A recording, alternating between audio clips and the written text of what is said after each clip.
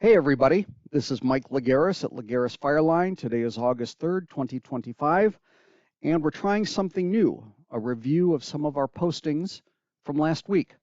I saw my buddy Mike Ward do this last week over at Company Commander. I like what he did, so I'm going to try it here.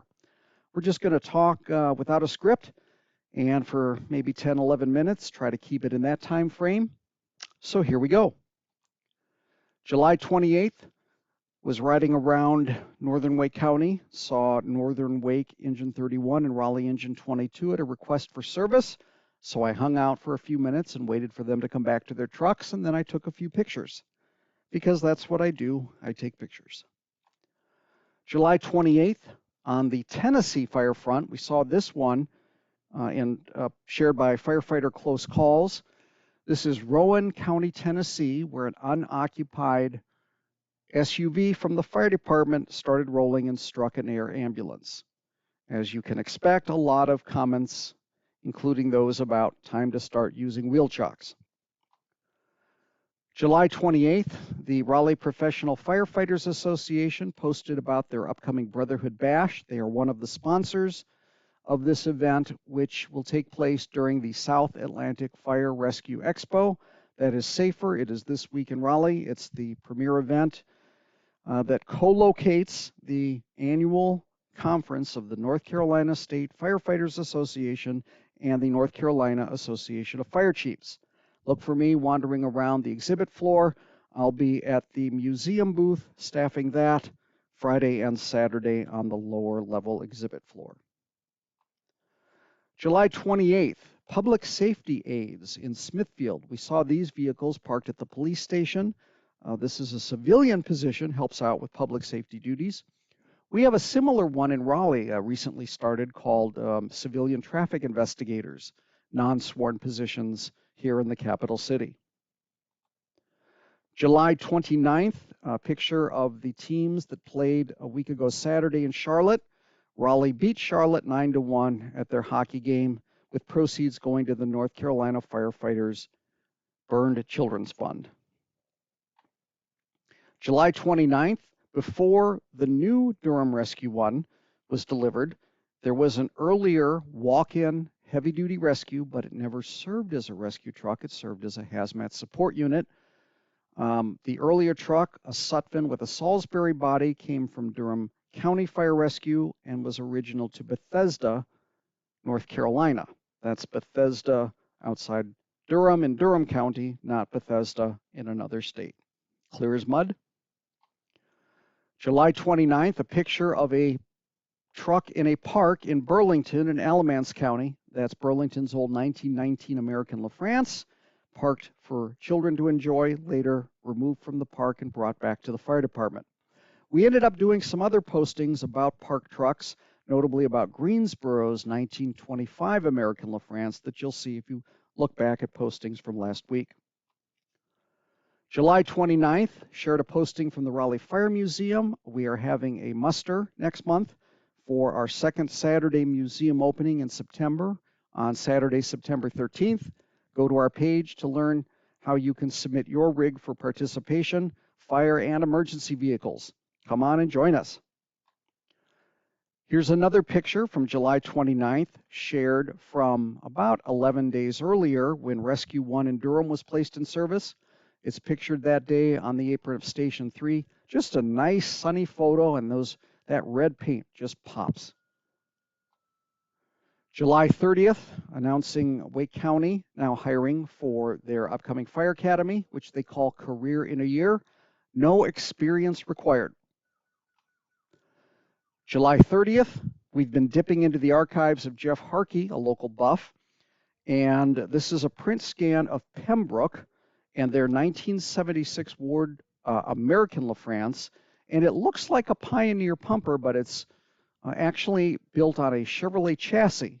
It was a rare sort of limited run type of truck that they tried as a cost-saving measure, and this truck is still on the roster there. Another Jeff Harkey print scan from his archives shared July 30th.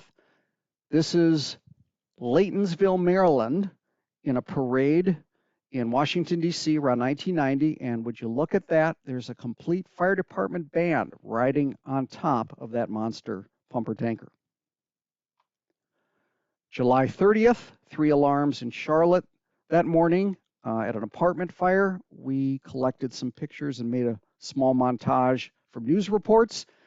Also compiled the radio traffic, so you'll find about 40 minutes or so. You can also look on our YouTube page, youtube.com/Legeros. July 30th, a neat photo we found of a plane crash in Greenville, this via the East Carolina University Digital Archives, and showing one of Greenville's 1960s American LaFrance closed cab 900 series pumpers in the background. July 30th, pictures of Raleigh's first new Enforcer pumper. It is the third of 3 groups of pumpers that the city has been receiving. So let's walk through this here to make it clear. First, late 2024, we received 4 Spartan pumpers. Then late spring, early summer, 4 Pierce Sabre pumpers. Now the last 4 Pierce Enforcers.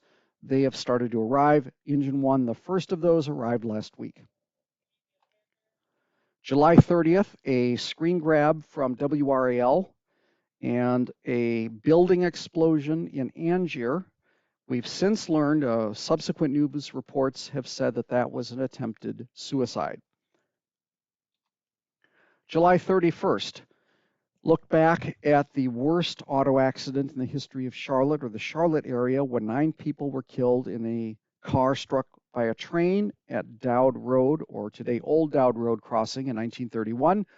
The context for this was 8 days ago, and the deaths of 6 people killed on the interstate in Charlotte, and looking back and trying to figure out the historical perspective of the worst wrecks in the Charlotte area. July 31st, this undated slide scan, uncredited, we shared from Stedman Fire Department in Cumberland County, a Chevy tanker with a local build and a PTO pump. And it is yellow, and if it looks like a school bus, that's because the department's maintenance head worked at the school bus garage. August 1st, caught this video up the block, Fire Station 16, which I pass every day a couple times. Engine 16 was rolling out to a call and then stopped.